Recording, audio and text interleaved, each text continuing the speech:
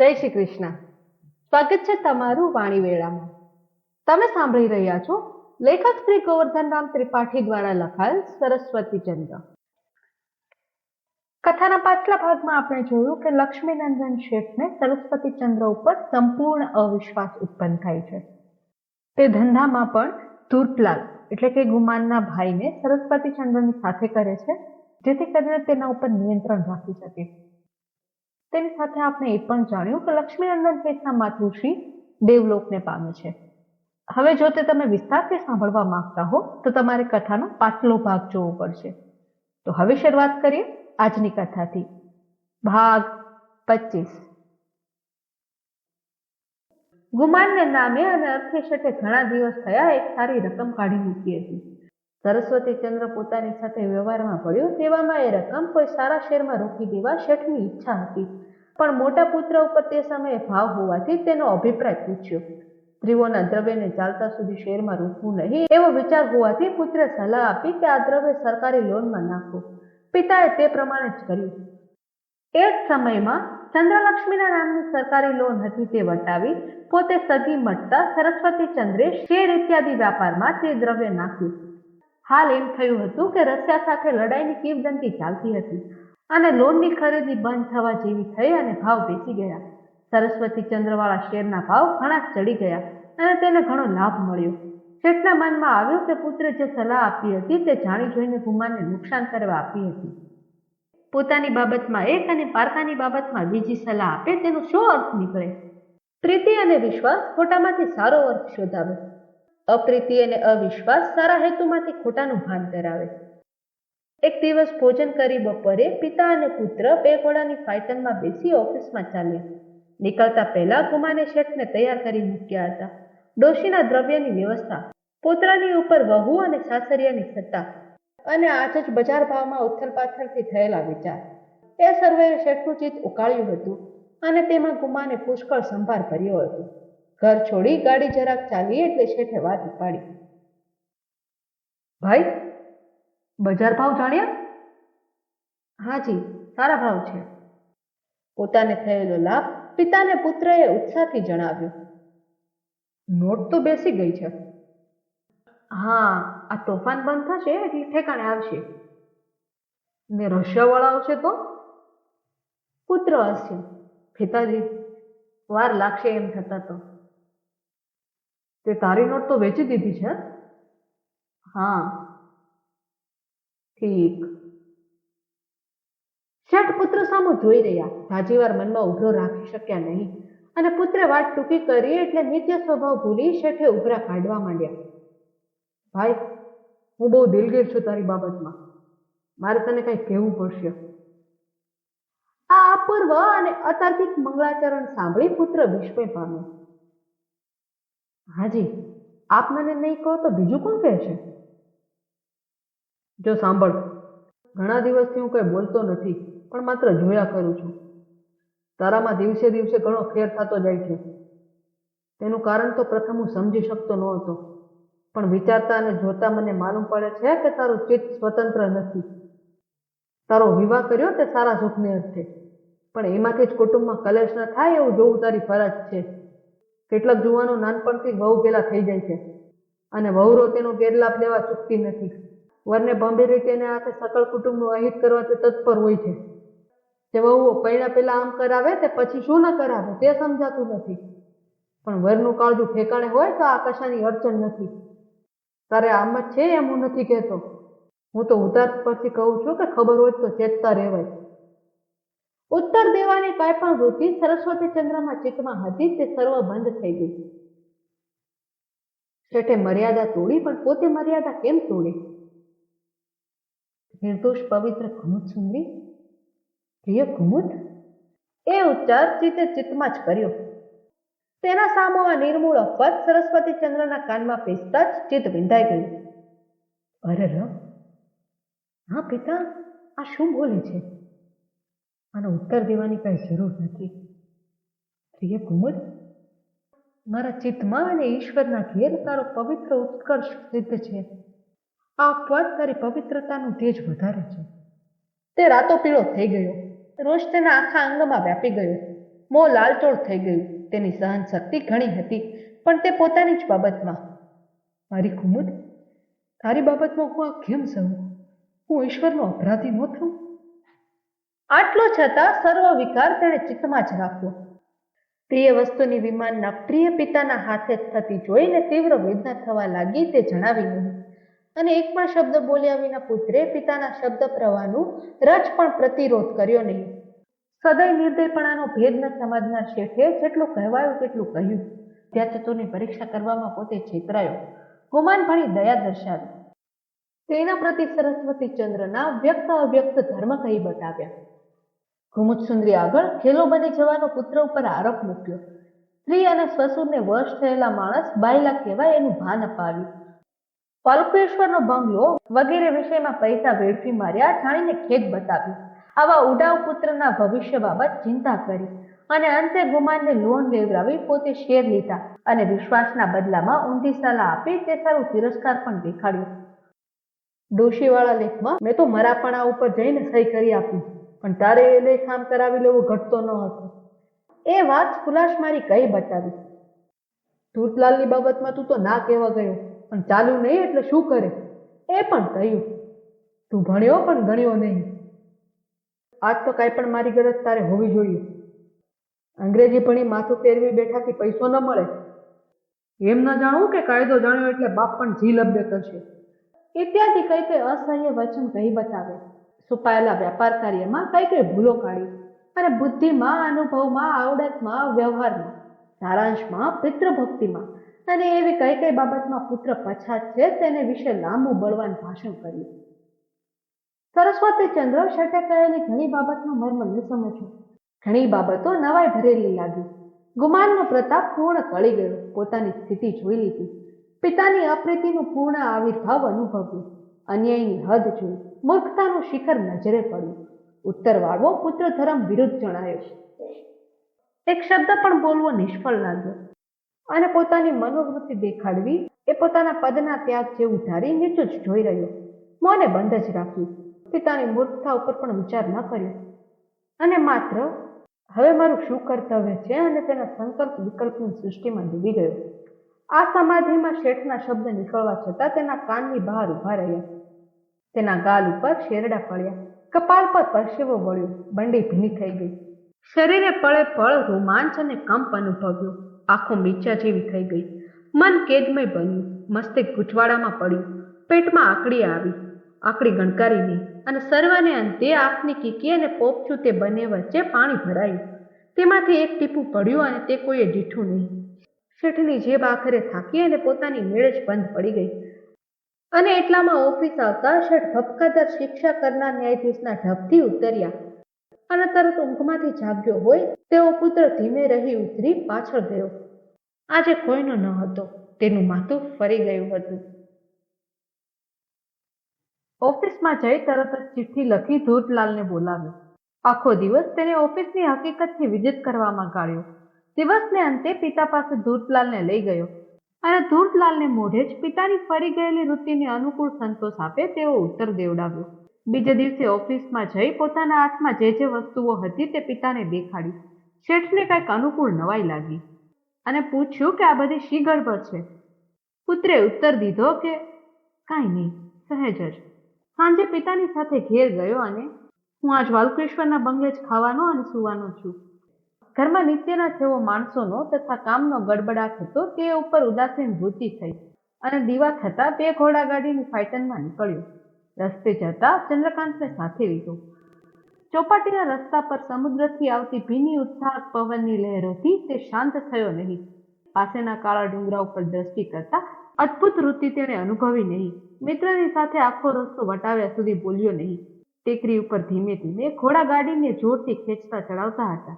તે વખતે કોણ જાણે તે કારણથી કે અકસ્માતથી શિથિલ થઈ ગયેલો સરસ્વતી ચંદ્ર મિત્રના શરીર ઉપર પડી ચમક્યો હોય તેમ સજ્જ થયો. રસ્તે ચાલતા હવા ખાતા ચિત્રંગી લોકવર્ગ ઉપર, ઘોડાઓ ઉપર, હાડકાના ભાંગેલા શેઠિયાઓ ઉપર, સંસારના નિષ્પૃહી આનંદી બાળકો ઉપર, પથ્થરો ઉપર, બેઠેલી મિત્રતા પર, નાનો ગુટકો ચાલી બડબડી બંદી કરતા ખડીક પવિત્ર થતા પારસીઓ ઉપર કે ઘોડા દોડાવતા પરક્રમણ યુરોપિયન દંપતીઓ ઉપર, કશા પર સરસ્વતી ચંદ્રે દ્રષ્ટિપાત કર્યો નહીં. કોબાલાની દીવા દાંડી અને વલ્કેશ્વરની અણીની વચ્ચે આથમતા ગરીબડા સૂર્યને કઈ પૂછતો હોય. ફીણ ઉરાડતા ગરજતા અનાદિ લાગતા સમુદ્ર પર છેટે કોઈ પ્રદેશ જોતો હોય. વિશાળ આકાશમાં ઉગતા અંધકારને માપી લેવા ઈચ્છતો હોય તેવો તે દેખાતો હતો. એમ કરતા કરતા બંગલો આવ્યો. પાણીદાર ઘોડા ખોખારા કરતા અંદર વળ્યા. ચાબુક વિંજાતી બંધ થઈ. વાડીમાંની લીલોતરી આંખનો સત્કાર કરવા યત્ન કરવા લાગી. ગાડીના ચક્ર નીચે કચરાતી હતી તે કઠણ નાની કાકરી ગાડીમાં બેસનારના અભિમાન અને પ્રમાદને ભેદી તેના કાનમાં ફરિયાદીનો શબ્દ મોકલવા માંડી. એટલામાં ગાડી દ્વારના પગથિયા આગળ આવીને ઊભી અને બેસનાર ઉતર્યા. તરત જ નવા કરાવેલા ખંડમાં ગયા. સામે કુમુદ સુંદરીની છબી હતી. ચંદ્રકાંતને ખભે હાથ મૂકી સરસ્વતી ચંદ્ર ઘડીક તે છબી સામું જોઈ રહ્યો. છબીની પાસે ગયો. પાછો આવી મિત્રને ગળે બાજી એક કિનખાબી ગાદીવાળા કોચ પર જોરથી તેને બેસાડ્યો અને તેના ખભા ઉપર માથું મૂકી નાના બાળક પેઠે રોયો. રોયો નહીં પણ રોયો. ચંદ્રકાંત ચમક્યો. મિત્રને ઉઠાડી સામું જોઈ ધીરજ આપી. ભાઈ, આ શું છે? ધૈર્ય રાખ. શું છે આ? ચંદ્રકાંત, કઈ કહેવાનું નથી. ધૈર્ય છે. શું હોય? કાંઈ નહીં. ત્યારે આ શું? ચંદ્રકાંતનું હૃદય ઓગળ્યું અને ધડકવા લાગ્યું. કહીશ. પોતાની મેળે જ આંખો લોછી પિતાની સાથે બનેલા સર્વ વર્તમાન ધીરજથી કહી બતાવ્યા. પોતે ધૂર્તલાલને સર્વ સોંપી દીધું તે પણ કહ્યું. અને એકદમ હૃદય કઠણ થઈ ગયું હોય તેમ ટટાર થઈને બેઠો. ચંદ્રકાંત, મારું મન આજ આટલું નિર્બળ ઘડીક થયું તેથી મને ઘણી શરમ આવે છે. પણ શું કરું? હું છેક આમ નહોતો જાણતો. હશે, ઈશ્વરને ગમ્યું તે ખરું. ભાઈ, શા વાસ્તે આમ કરો છો? તમારો દોષ નથી, પણ તમે આ ઉતાવળ કરી તે ઠીક ન કર્યું. ચંદ્રકાંત, પિતાનું દ્રવ્ય આજથી મારે શિવ નિર્માલ્ય છે. શાંત થાવ, શાંત થાવ. એમ શું બોલો છો? કઈ તમારે સારું માર્ગ નથી એમ તો નથી ને? ના ના, તે માર્ગ નથી જોઈતો મારે. માર્ગ ન હોય તે ત્યાગ કરે. એ તો વૃદ્ધા નારી પતિવ્રતા પિતાના મનમાં એમ જ આવ્યું કે હું આ દ્રવ્યને લીધે જ એમનો સંબંધી છું. હવે એમને મારી ચિંતા નથી, મારો વિશ્વાસ નથી. ભલે, ચિંતા નથી તો સારું છે. અવિશ્વાસ હું દૂર કરીશ. એ સર્વ દ્રવ્ય હું ગુમાનબા અને ધનભાઈને આપી દઉં છું. ઈશ્વરે દ્રવ્ય એમના હાથમાં અચળ રાખજો. મારે મન નિર્ધનતા કઠણ નથી. જાઓ જાઓ, એમ શું કરો છો? ઈશ્વરે તમને વિદ્યા ક્યાં નથી આપી? વિદ્યા વેચવા હું ઈચ્છતો નથી. પેટની મને ચિંતા નથી. દ્રવ્ય મારે જોઈતું નથી, તે નિરુપયોગી છે. તને ખબર છે કે માત્ર પિતાના સ્નેહને વાસ્તે જ હું સંસારી હતો, અને હવે એ સ્નેહ પણ નથી. કોણે કહ્યું કે દ્રવ્ય નિરુપયોગી છે? હવે જાણ્યા જાણ્યા તારા વિચાર. દેશ હિત, લોક હિત અને આત્મહિત ત્રણેય વાના દ્રવ્ય વિના સિદ્ધ થઈ શકે છે. પછી આપણામાં જ કઈ ખામી હોય તો શું કરે? ત્યારે તમે ધર્માસન આગળ ધંધો કરો. તમને ક્યાં અનુકૂળતા નથી? મૂર્ખ, તને ખબર નથી કે તેનો મને પ્રથમથી જ તિરસ્કાર છે? શું ઉદર નિમિત્તે હું અણગમતા સંસ્કારમાં ઝબકોળાઈશ? ત્યારે વ્યવહારનો પુરુષાર્થ શું? ચંદ્રકાંત, હવે બસ કર. મારે આ વાદ વિવાદ નથી જોઈતો. તો વગર ધંધે તમે ક્યાં નથી રહી શકો એમ? 1 લાખ રૂપિયા તમારા છે અને લાખ રૂપિયા ડોશી આપી ગયા છે. સરસ્વતી ચંદ્ર ચમક્યો. ચંદ્રકાંતે ડોશીના સર્વ સમાચાર કહ્યા. સરસ્વતી ચંદ્ર નારાજ થયો, પણ હવે ઉપાય ન રહ્યો. કુમુદ સુંદરીનું દ્રવ્ય કોઈને આપવા તેને અધિકાર ન હતો. ચંદ્રકાંત, એનું ગમે તે થાય, મારે તો દ્રવ્ય જોઈતું નથી. તમે તો ઘેલા છો. તમારું દ્રવ્ય, તમે જુદા રહો પિતાથી. સંસારમાં વધો અને વિદ્યા વાપરો. પરમાર્થ કરો અને કુમુદ સુંદરીને આનંદ આપો. પણ હું પિતાથી જુદો તો ન રહું. વળી વિચાર તો કર કે આ દ્રવ્ય જોઈ વિદ્યા ચતુરે સંબંધ બાંધ્યો હશે, તેને કેવું થશે? તેનાથી વિવાહ કોક પણ નહીં થાય. હવે કાંઈ પરમેશ્વરને પાડે હતા એવા શાણા થાવ. તેણે તમને જ જોયા છે, બીજું કાંઈ નથી જોયું. પણ ચંદ્રકાંત, રંગ અવસ્થામાં સુખ દુઃખ, ગૃહોની જેવી નિરાધાર સ્થિતિ, સંસારના ધક્કા, નિર્ધનતાના અંધકારમાં ઢકાયેલા રત્ન, અવિદ્યાના પ્રદેશ અને એવું એવું ઘણું જોવાનો મારો અભિલાષ છે, અને આ અનુકૂળતા થઈ ગઈ છે. પણ લોકો શું કહેશે? મૂઢ અપકીર્તિ મને ભયંકર નથી. કીર્તિ અપકીર્તિ એ તો જૂઠા ત્રાજવા છે, ઊંઘતાના સ્વપ્ન છે. સ્વપ્નમાં સત્ય છે, એ ગ્રાહ્ય પણ નથી અને હે પણ નથી. વારું, કુમુદ સુંદરીનો વિચાર કર્યો? એનો વિચાર ઈશ્વરને સોંપું છું. ટૂંકા પ્રસંગથી ઉત્પન્ન થયેલો સ્નેહ ટૂંકા સમયમાં શાંત થશે. કોઈ સારો વર મળશે એટલે મને ભૂલી જશે. તમે ભૂલ કરો છો. એ મુગ્ધાને તમે હાનિ પહોંચાડી તો અત્યંત પસ્તાશો અને ઈશ્વરના અપરાધી થશો. તમારા ચિત્તમાંથી પણ એ ખસનાર નથી. મારા ચિત્તની વાત હું વધારે જાણું છું. તે જાણતા હોય ત્યારે શું જોઈએ? તમે તો માત્ર ઘેલા ઘેલા અભિલાષ કરી જાણો છો અને બીજા મનમાં દાબી રાખી તેને બહાર કાઢી અનુભવમાં આણવા ઈચ્છો છો. એ મૂર્ખતાના લક્ષણ. તું બહુ બોલે છે. હા, હું તો બોલું જ છું, પણ તમે બોલાવા ઊભા થાવ એવા છો. બેરિસ્ટર બન્યા, આટલી કીર્તિ મેળવી, આવો સ્નેહ બાંધ્યો, આટલા શ્રીમંત અને વિદ્યાવાન થયા. તે આ વિચાર કરો છો કે શું કરવા ધારો છો? આ તો મૂર્ખતમ. બીજા કોઈ બેરિસ્ટર આ દશામાં પડ્યા હોય અને તમે તેને જો શું કહેશો તે કલ્પો તો ખરા. ત્યારે હું શું કરું? જે જે શક્તિ અને સુંદરતા તમારામાં છે તેનો જયવંત ઉપયોગ કરો. એ જ. આમ જોગી જેવા બાયલા બની સંસાર દુરસ્ત છે માટે તરવું નહીં એવો વિચાર ન કરો. પાછળ અમને શું થશે તે વિચારજો. સરસ્વતી ચંદ્ર ઊંડા વિચારમાં પડ્યો. બેઠો હતો તે કોચ ઉપર માથું ઢાળી દીધું અને અર્ધ મીચેલી આંખો ઘડીક શૂન્ય થઈ. થોડી વારે ચંદ્રકાંતે ખભે હાથ મૂકી દયામણે પણ ધીર ગંભીર અને શાંત સ્વરે બોલવા લાગ્યું. ચંદ્રકાંત, પ્રિય ચંદ્રકાંત, તારી મિત્રતાનો બદલો હું વાળી શકવાનો નથી. ધર્માધિકારીઓ છેલ્લા અભિપ્રાય બાંધતા પહેલા પક્ષપાત સાંભળે છે, પણ મનુષ્યના ગાંડા ઠેલા ઉતાળા અભિપ્રાય પ્રવાહી મટી સ્થૂળ ધન નિશ્ચયરૂપ થઈ જાય છે અને તે એકાંતમાં જ થાય છે. તેનો પક્ષપાત કરનાર મિત્ર વિરલ જ હોય છે. તે મને ઘણું કહ્યું છે, પ્રતિકૂળ પણ હિતનું કહ્યું છે, પણ મારી વાત મારા ચિત્તમાંથી ખસતી નથી. પ્રિય કુમુદ, નિર્મળ કુમુદ, એને વાસ્તે જે વચન હું સાંભળી રહ્યો તે ખરેખર મારી શક્તિ ઉપરાંતનું કામ મેં કર્યું. ગમ ખાધી, પણ મારા અંતઃકરણમાં જે ઊંડો ઘા એ વચનથી પડ્યો છે તે રૂજાતો નથી, ખમાતો નથી. પિતા પ્રત્યે મારો ધર્મ હું જાણું છું, પણ તે ધર્મને શરણે થઈ પત્ની ઉપર જુલમ કરવો એ મારો ધર્મ છે એ મારાથી કદી પણ સમજાય એમ નથી. પત્ની પોતાના માતા પિતા પ્રત્યે પોતાના ધર્મ કરતા પત્ની ધર્મને કેવળ વશ થાય છે. અને માતા પિતા ખરા, પણ પતિ પહેલો એ શાસ્ત્ર શાસનને સ્વીકારે છે. પતિનો પતિ ધર્મ શું જુદી જાતનો છે?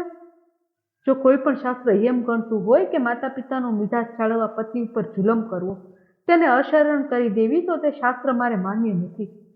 એક આંખે માતા પિતા જોવા અને બીજી આંખે પત્ની જોવી, અથવા તો એની એ બે આંખો એ બેને જોવા, એ પતિ ધર્મ હું માન્ય ગણું છું. પ્રેયો મિત્રમ બંધુત્વા વા સર્વગા સર્વે કામા શેવધીર જીવંતમ ચ સ્ત્રીણામ ભારતા ધર્મદારાશ્ચ પુંસામ. આનો મતલબ છે, સ્ત્રીને મન પતિ અને પતિને મન ધર્મદારા પરસ્પરના અતિ પ્રિય મિત્ર, સગામાં સગા, સર્વ ઈચ્છારૂપ, ઉત્તમ દ્રવ્યના ભંડાર રૂપ અને જીવિત રૂપ છે. આ ઉત્તમ વચન મારે માન્ય છે. પરણ્યા પછી સ્ત્રીને લેખામાં ન ગણે, તેને નિરાધાર બનતી જોઈને બળે નહીં, અને કેવળ અમારી આજ્ઞામાં જ રહે એવો પુત્ર ઈચ્છનાર પિતાએ પુત્રને પરણાવવો જ ન જોઈએ. એ જ ઉત્તમ છે. હું એવો પુત્ર હોવ એમ પિતા જોવા ઈચ્છે છે તે લગ્ન પહેલા મેં જાણી લીધું. તે હું મારું મોટું ભાગ્ય સમજું છું. લગ્ન પછી જાણ્યું હોત તો હું એમની ઈચ્છા પૂરી ન પાડી શકત, અને તેથી અને મને ઉભયને નિરૂપાય ખેદ થાત. લગ્નથી મારે અને કુમુદને સત્પણ થાય, પણ પિતાને શું? પિતાને મન હું પુત્ર, પણ કુમુદ એમને મન શા લેખામાં? ચંદ્રકાંત, આ કારણનું કાર્ય અસહ્ય થાય છે તે જોવા હું ઈચ્છતો નથી. કુમુદ મારા ચિત્તમાંથી ખસવાની નથી. તેનું હૃદયનું લાવણ્ય મારા મસ્તિષ્કને ઢીલું બનાવી મૂકે છે, તેમ જ સદૈવ બનાવશે. એનાથી છૂટા પડતા મને અસહ્ય વેદના થશે તે હું સારી રીતે જાણું છું. કુમુદને પણ વેદના થશે, પણ મારે મન પિતા ખરા, અને તે ખરા રહે એટલા માટે હું લગ્ન પ્રસંગ નહીં આવવા દઉં. પિતાને ખાતર હું દુઃખ સહીશ. તેજાને પરણીને કુમુદ મને કાળક્રમે ભૂલી જશે. મને પરણી કુટુંબમાં આવે તે સુખી નહીં થાય. એને કોઈ નિરાતે બેસવા લઈ દઈ, માટે એટલું બોલતા બોલતા તે ગળગળો થઈ ગયો. વળી સજ્જ થઈને બોલ્યો, તું કહે છે કે તમે જુદા રહો અને કુમુદ સુખી થશે, પણ એટલું શાને જોઈએ? પિતાથી જુદા વસવું તે તેમની દ્રષ્ટિએ પ્રતિસ્પર્ધી જેવા લાગ્યું. એ તો કલ્પના પણ દુઃખકારક છે. વધારે દુઃખ કરે એટલા માટે કે એથી પિતા દુઃખી થાય અને તેમની જ અપકીર્તિ થાય એ મારે જોવી પડે. એમનું સુખ એ મારું લક્ષ્ય છે. પ્રસિદ્ધપણે જુદું રહવું એના કરતાં અપ્રસિદ્ધતામાં લીન થાવ તો કાંઈ હરકત નથી.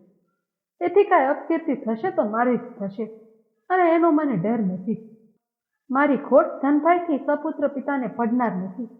ગુમાનબાના મનમાંથી ફાસ નીકળી જશે. પિતા સ્વસ્થ થશે. મારા ઉપર પ્રીતિ નથી એટલે પિતાને વિયોગનું દુઃખ નહીં થાય. આટલા શ્રીમંત એમને જોઈને જાઓ તો એમની બાબતમાં હું નિશ્ચિત રહીશ. મારા મનમાંથી તો એ ખસવાના નથી, પણ કોમત પણ વિસરાવાની નથી. તે એક દુઃખ છે તો આ બીજું. તું પણ ક્યાં વિચારે પડે એમ છે ચંદ્રકાંત? પણ તું તો વ્યવહાર જાળમાં લપટાયેલો રહીશ અને તેમાં તથા દેશ સેવામાં ગોથાતા મને સંભાળવાનો અવકાશ નહીં મળે. પણ પિતાને કદીક સાંભળી આવું તો તેને આશ્વાસન આપજે હો. તને પણ સાંભળીશ, પણ વિદ્યાનો ઉપયોગ મને વિસરાવવામાં કરજે હો. ચંદ્રકાંત, પિતાની સંભાળ રાખજે. મને તું પણ સંભાળજે. ચંદ્રકાંતનું અંતઃકરણ નરમ થઈ ગયું. તેનું હૃદય ભરાઈ આવ્યું. મિત્રનો હાથ ચાલીને તે બોલ્યું, શું મિત્ર આમ કરો છો? હું ધારું છું કે તમે બોલો છો એટલા નિર્દય નહીં થાવ. ચંદ્રકાંત વ્યવહારિક દ્રષ્ટિવાળો હતો. બીજી વાતોમાં મિત્રને નાખવાથી તેનો તરંગ શાંત થશે એમ ધારીને ચાલતી વાત ભૂલાવી બીજી વાતો કાઢી. સરસ્વતીચંદ્ર શાંત થવા લાગ્યો અને રાત્રિના 11 વાગ્યે બે મિત્ર જુદા પડ્યા. જુદા પડતા પડતા પાછળ સરસ્વતીચંદ્ર દોડ્યો અને ચંદ્રકાંતને એક મોટી પેટી આપીને કહ્યું, ચંદ્રકાંત, આ અત્યારે તારી સાથે લઈ જાઓ. આ વિશે કંઈક સૂચના મારે તને પ્રાતઃકાળે કરવાની છે. મિત્ર, મને એમ થાય છે કે હું આજ અહીંયા જ સૂઈ જાઉં. ના ના, ગંગા ભાભી મને 2 ઘડી શાપ દે. ના, નહીં દે, પણ મને તમારા ચિત્તનો વિશ્વાસ પડતો નથી. સરસ્વતીચંદ્ર હસ્યો. જા જા, બહુ વહેમી ન થવું. મન જ નિરંકુશ થશે તો અહીં રહી તું શું સાચવશે? જો, પેટી સંભાળજે હો. તમે સાહસિક છો તે ચિંતા છે. જા જા આવે, પણ જોજો હો. ઠીક. મને પ્રાતઃકાળ તેડવા ગાડી મોકલજો. ગાડીમાં બેસીને પેટી લઈને ચંદ્રકાંત ગયો. પેટી વિશે પ્રાતઃકાળે સૂચના થવાની છે તે જાણીને નિર્ભય બન્યો. પ્રાતઃકાળ થયો. 7 વાગ્યા, 8 વાગ્યા, પણ ગાડી આવી નહીં. તેના પેટમાં ફાળ પડી. ભાડે ગાડી કરીને બંગલે ગયો. બંગલે માળી વિના કોઈ મળ્યું નહીં. માળીએ કહ્યું, ભાઈ ગાડીમાં બેસીને ચોપાટી પર મળસકાના ફરવા ગયા છે. ચંદ્રકાંતે ચોપાટી ઉપર ગાડી દોડાવી. મુંબઈના નાગરિકોનું ચોપાટી એ પ્રિય સ્થાન છે. અડધે સુધી સમુદ્ર તટ છે અને તેને જોડીને બાંધેલો રસ્તો છે. આગળ ચાલતા રેલવેની સડકનું ક્રોસિંગ આવે છે. તે ઓળંગતા ચર્ની રોડ સ્ટેશન છે. સરસ્વતીચંદ્રની ગાડી ચંદ્રકાંતને સમુદ્ર તટ પર ઉભેલી મળી. ગાડી વાહને કહ્યું, ભાઈ આગળ પગે ફરવા ગયા છે, પણ ક્યારના પાછા ફર્યા નથી. મને આ ચિઠ્ઠી આપી છે અને કહી ગયા છે કે તારી પાસે રાખી મૂક. ઘરે જઈને ચંદ્રકાંતને આપજે. ચંદ્રકાંતનો જીવ ઉડી ગયો. ચિઠ્ઠી લઈને વાંચી. પ્રિય ચંદ્રકાંત, તું મને શાંત કરીને રાત્રે ગયો. હું શાંત થયો જ હતો, પણ આખી રાત મેં વાડીમાં ફર્યા કર્યું છે. ઘણા વિચાર કર્યા છે. આખરે મારો વિચાર ખરો લાગ્યો અને તે પ્રમાણે કરું છું. તારી પાસે પેટી છે તે તારી પાસે રાખજે. તેમાંના સામાનની યોગ્ય વ્યવસ્થા કરજે. મારો તેનો સંબંધ નથી. પિતાજીને મળજે. સાથેનો પત્ર તેમને આપજે અને યોગ્ય લાગે તે તેમને કહેજે. તેમને દુઃખ થવા દઈશ નહીં. મારા વિયોગનો શોક કરીશ નહીં. મૃત્યુ પાછળના અંધકારમાં એકલા પ્રવાસ કરવા પ્રાણી માત્ર નિર્માયેલા છે. મૃત્યુ પહેલા જ અંધકારમાં ફરવું એ મૃત્યુને માટે સજ્જ થવા જેવું છે. માયાને જૂઠા પ્રકાશ મૂકી આવવા નિમિત્ત હું આ અંધકાર શોધું છું. તે રજપણ શોચનીય નથી. હું તને નહીં ભૂલું. પ્રસંગે ફરી પ્રત્યક્ષ કે પરોક્ષ રહી જણાઈશ. હું તને છોડું, પણ હૃદય કેમ છોડશે? મારી શોધ કરીશ નહીં. ગંગા ભાભીને આશ્વાસન આપજે. હું તેમને ભૂલી શકનાર નથી. રહી ઓછું વતું વિષય કહું જાશે તજી મને. તજો હું તને તો પ્રિય સુહૃદય ના દોષ કહીએ. જશે મેળે જ્યોતના ઉડુગણ જશે રાત્રિ જશે, કલેન્દુ સાંજે એ નીકળી ઉડતા આથમી જશે. સ્નેહથી બંધાયેલો તું મને છૂટવા ન દે જાણીને સાહસ કરીને છૂટું છું. લિખિતન નામે સરસ્વતી ચંદ્ર. બીજું શું કહું?